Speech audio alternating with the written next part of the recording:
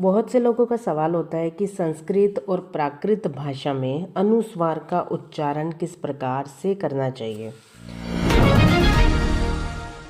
तो सबसे पहले हम समझेंगे कि अनुस्वार का मतलब क्या होता है। अनुस्वार मीन्स व्हाट। अनुस्वार बोलते हैं डॉट को, एक डॉट जो हिंदी के किसी भी वर्ड के ऊपर लगा होता है। फॉर एग्ज़ाम्पल वंदामी शब्द, वंदामी शब्द के अंदर ऊपर ये जो डॉट है इसे बोलते हैं अनुस्वार। इसी प्रकार से एक वर्ड आता है बम्बचेर। बम्बचेर, इस वर्ड के ऊपर भी ये जो बिंदी है, डॉट है, एक बिंदु है, इसे क्या बोलते हैं? अनुस्वार। तो ये डॉट जो बोलते हैं इसका उच्चारण किस प्रकार से होना चाहिए। अभी आपने दो एग्जाम्पल देखे, एक वंदामी, वंदामी यानी कि ये न साउंड कर रहा है। क्या साउंड कर रहा है? न, यानी कि ये जो डॉट है ये न साउंड करता है, वंदामी। और जो बम्बचेर वर्ड है ये बम्ब यानी कि म साउंड कर रहा है। ठीक है, ये न साउंड करता है और ये म साउंड करता है। दोनों ही अनुस्वार हैं, लेकिन दोनों के उच्चारण में ये डिफरेंस क्यों है? बहुत सारे लोग बोल देते हैं कि संस्कृत में न कहा जाता है, प्राकृत में म कहा जाता है, या फिर प्राकृत में न कहते हैं और संस्कृत में म कहते हैं। बट ये सिर्फ कही सुनी बातें हैं, रियलिटी नहीं है।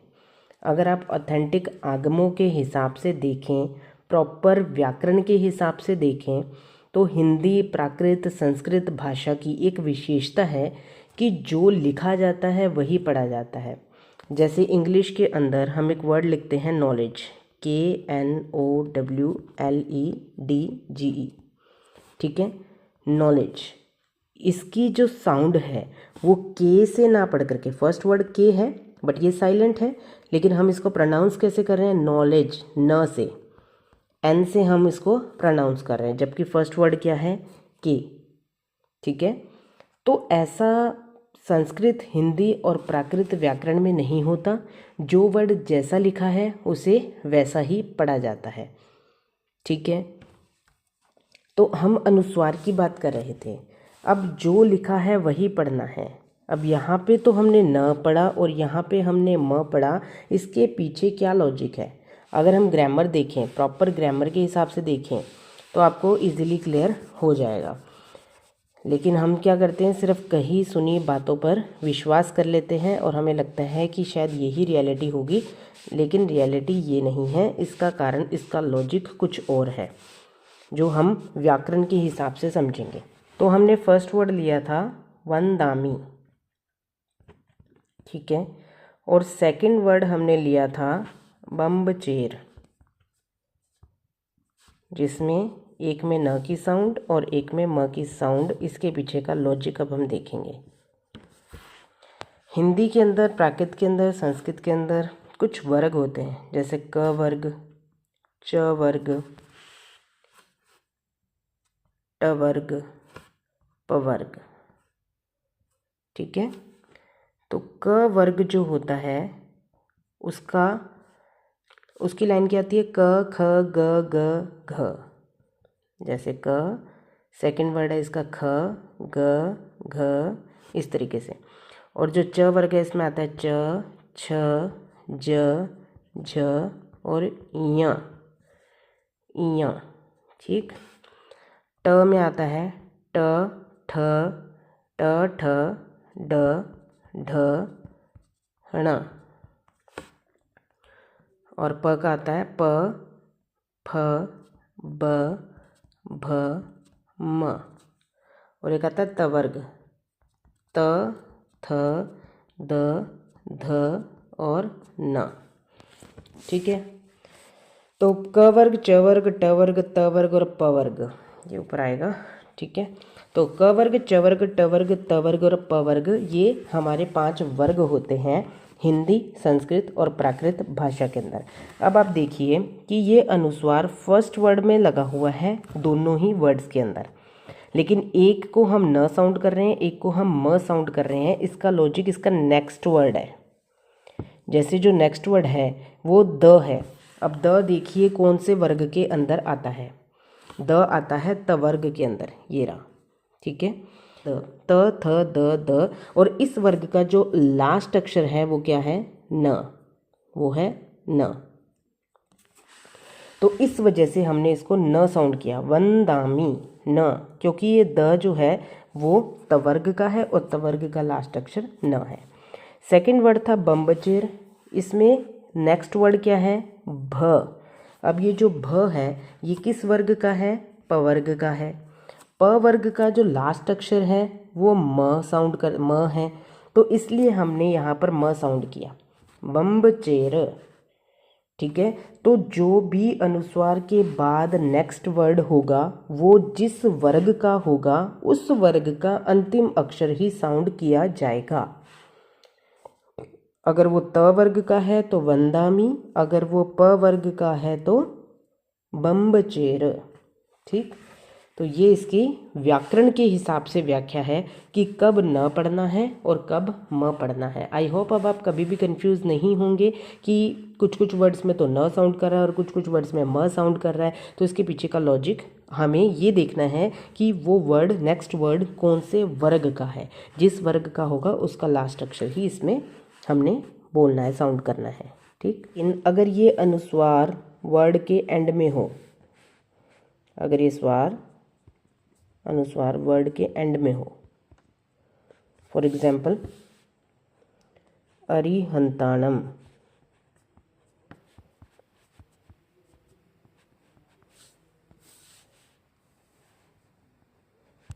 ठीक है। अब इसमें इस वर्ड के अंदर दो अनुस्वार हैं, एक अनुस्वार मिड में आ रहा है, ये मिड में है,